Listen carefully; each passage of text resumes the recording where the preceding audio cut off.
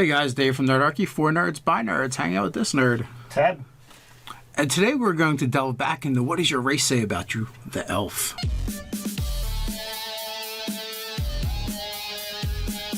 If you want to jump down the description below, you can sign up for Nerdarchy, the newsletter. It's a great way to get RPG tips, as well as learn how to game with Nerdarchy. So, in this series, we like to discuss what does it mean to play a particular race and what does that mean for your role-playing choices. And elf, to me, is one of the hardest. Elf runs a pretty big gamut with subraces. With subraces, because you've got the wood elf, the drow, and the high elf right within your player's handbook. So you can also add the Eladrin as well. Correct. Which is like the Eladrin is like the high elf, and you know, so almost like I feel like the three of the four form. Well, the fourth kind of falls in there somewhere, but like the three of the four form almost like a caste system among elves, right? Which the Eladrin being at the top, and they're directly connected to the Feywild if you're using the lore from that. And then you have the high elves that exist more so probably on the material plane, and they would be almost like the nobility on the material plane, where I think even they would kind of look up to the Eladrin as being kind of elevated. And then at the bottom you have the wood elves or the wild elves, which are the more common, the ones the more associated with nature than the others, but they also do more of the actual toiling and that kind of stuff. Yes, they're definitely more hands-on and they kind of remind me of like Native Americans when I think of them. Okay. And then you have the Drow that used to be a part of Elven society but were cast out and are considered, they're the quintessential bad guys. And depending upon which edition or which realm you're playing in determines exactly whether they left or whether they were cast out. But however, they're no longer a part of that same society. So. Yes, and also like if you go to other mythologies like Norse mythology, there's dark elves as well, and it has a little bit different connotation, but like it seems like a lot of the different mythologies where there are elves, there's the opposite, the dark elf. So the thing that is the overarching thing with elves is they all live a long time, and based off of that long life, there is some level of superiority complex.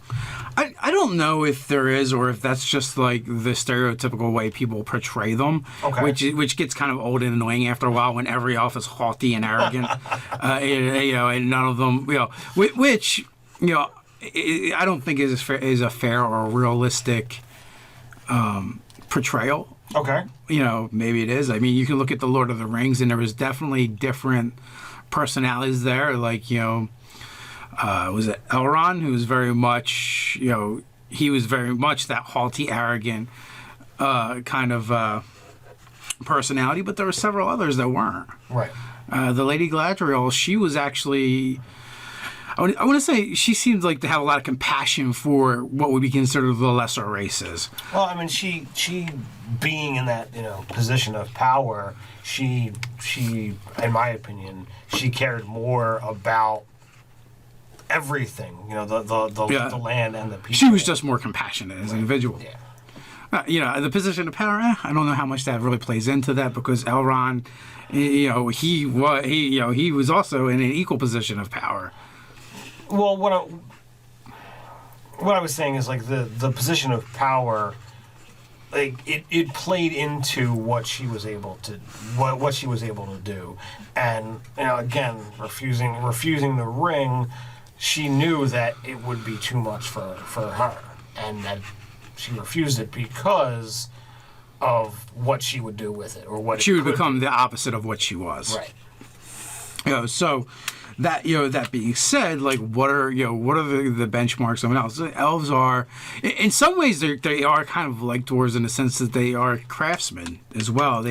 They spend their lives are so long that they generally spend a good portion of the time mastering things.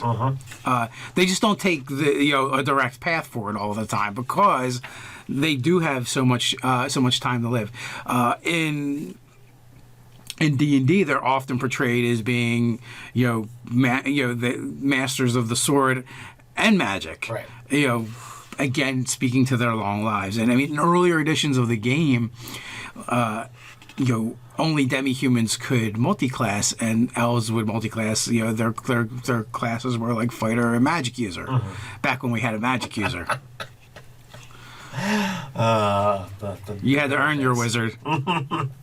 So, under their actual breakdown, slender and graceful, a timeless perspective, hidden woodland realms, and exploration and adventure. Those are the subheadings for the actual RP section. So, elves in previous editions, when they actually had stat minuses, they would typically have a negative to Constitution, regardless of which ones you were picking, because they're so slender. All of them have that bonus to dex, so they're going to be more graceful. So that's something that even if you're using the basic stat array and you play an elf and you dump dex, you're still average. Yeah, you're so compared to the other races, yes. If you're using that standard array, it is impossible to have an elf that has a negative on their dexterity. So, I think that's something that definitely means something to the elves. They are superior in that form. Well, also too, which kind of speaks to how you're going to portray your character. All elves have martial training. Part of it is just because they're so long-lived and they pick things up, throughout their life. But martial training is a part of their life. They're all proficient in using swords and bows. They're trained. So even if you're typically what would be a non-combat class like a wizard, you're still proficient. You still have adequate proficiency with those weapons. Well, part of that comes from that long-lived nature, because as a child, you live a longer life than humans live from start to finish. Yes. So, the typical elf is 100+ years old once they begin their adult life. So, I feel like if you're playing an elf in Dungeons and Dragons, you should, think about the things that your character would have already done. Even in his childhood or her childhood. Right. Because they're going to kind of define what where your place in the world, how you're going to portray that character. If you think about it, you say you're playing a wizard, right? And someone is playing a fighter, and maybe they're going off and pontificating about swordplay and whatever, right? And you could just walk over and pick up a longsword, and you're just as good as they are. Now that's going to change as level progresses, and of course stats can make that different as well. But just from the proficiency bonus aspect, you're equal to them. You're their equal, and you're supposed to be the Frau Wizard. That's an amusing concept. Well, yeah. I mean, even if they have the higher stats for whatever it is, you still have the same skill, right? Because your ability with a weapon comes from two places. It comes from skill and proficiency. I mean, skill and from your aptitude. Proficiency and stat. Yeah, but they mean something. Your stat is a reflection of aptitude, and your proficiency is a reflection of skill. Right. So, in non-game terms. Correct. So, at worst case scenario, you have the same amount of skill as a first level fighter of a different race. And dwarves are kind of similar too, with their axes and their hammers, right? And their long lives. Elves are also very observant. They all get perception. So these are things that I think you should think about when developing your character for the game. Is your character is always kind of aware of what's going around him. He's already good with a handful of weapons. If you're a high elf, you've already learned to cast a cantrip. If you're a drow, you just are magical. You have a couple of magical abilities you can use. Same thing with an Eladrin. They can teleport. They cross the veil between worlds. Right? Yeah, they get Misty Step. All elves now have dark vision, so you can see in the dark. So all of these things will kind of affect how you interact with other races, and it kind of like speaks to why elves are probably come across arrogant and haughty. Like, if the clumsy elf is a 10. Yes, humans seem bumbling and clumsy to them, or actually most of the other races do. If the halflings, dragonborn, humans, none of them can see in the dark. So most of those races I just listed, they already consider clumsy, and then you take away the light, it only gets worse. And then you add on top of that how skilled they are with a handful of weapons that might take a human a lifetime to master, like the bow, for instance. If you go back historically, there's a reason why the bow was moved away from. It's because it's much easier to train someone to use a crossbow. Yep. and later on you get the firearms. Again, they're easy to train people to use and far more deadly. Same thing with a crossbow as well. They're extremely deadly for the amount of skill and aptitude it takes to use. Right. Where an archer you have to cultivate and build up, and they require a lot more knowledge. Well, the elf starts off as an archer. No matter what his actual vocation is. Right. And that's just touching on some of the things. And there's even other things, like they don't sleep. Yeah, that's one of those things that is very cool about the elves, is they, having that elven trance is a really neat feature, because from the actual party setup, well, during a long rest, the elf only needs 4 hours of that. So it's like, all right, well, as long as you don't try to give me the one of the 2 middle blocks, I'm golden, and actually, technically, it doesn't matter which middle block you get, because you've got 4 hours on either side. Right.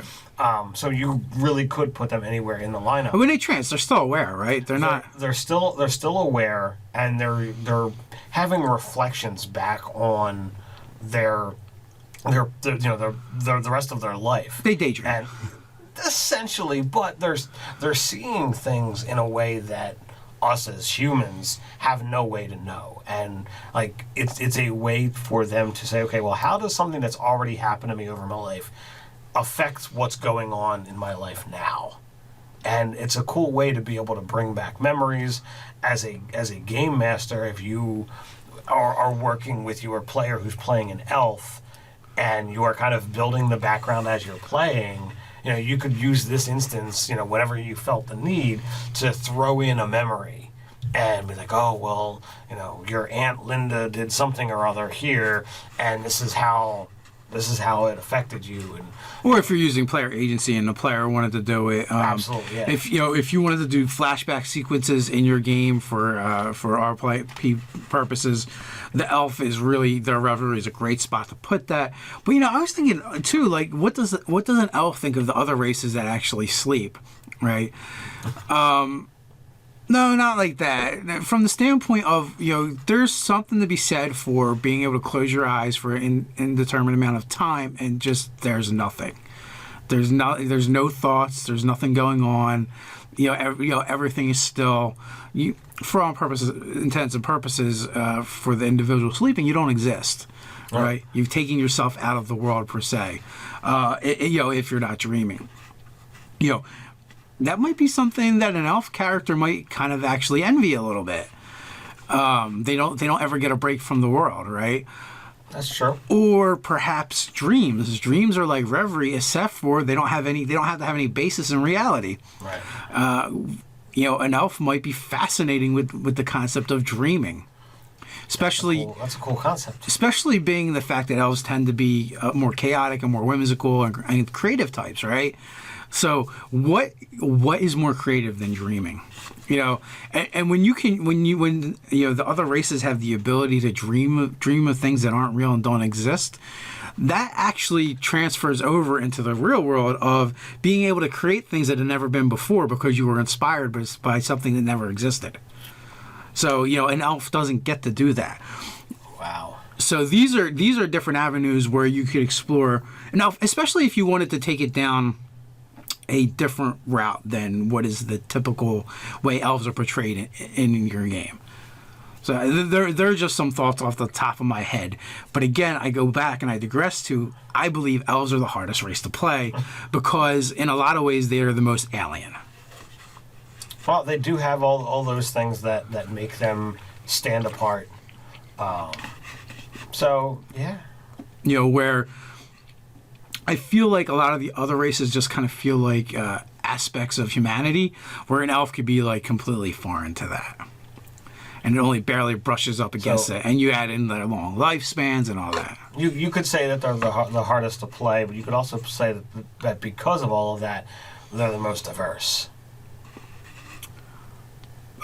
Yeah, possibly. Because everything that other races are going to do, it can be within that same spectrum for them as well. Especially given all of the different subraces.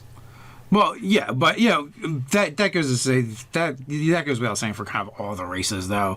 It's just how extreme do you want to go, right? From you know what is considered the typical or the norm for that race. Sure. Like creating an elf that is a despoiler would be far against type. Right. It's doable, but you know it's far against type. What would push an elf to basically do that and go? You know, other elves would actually consider the elf insane. Right. In my opinion. So. Is there anything else you want to add? I think I've got everything that I can think of off the top of my head. Just based off of their trance and that their magical resistances are also something to touch on. The inability to be put to sleep and the resistance to charm. They're still in 5th, right? Yeah. So like those things definitely can add as a benefit, especially if sure they are, but do you think the elf thinks about that when as far as like interacting with the world? Do you think that affects him? True. Yeah, like that's it's like the races that are resistant to poison. I don't think that affects how they may be more open to eat different things. Other people wouldn't because it tends to bother them less. Right. But I don't think they're really thinking about it. That's true. Yeah, so it's not gonna affect how you actually play it unless it's like, well, I can go up against spellcasters as like if you're gonna play like the Mage Slayer fighter type. Yeah. That's the only. You have the slight advantage of being a charmer put to sleep. Absolutely. So what do you guys think? How do you handle elves in your game? What did we miss? Go ahead and put that in the comments down below. While you're at it, like, share, and subscribe. You can always Patreonize us in a good way over at Patreon. So until next time, stay nerdy.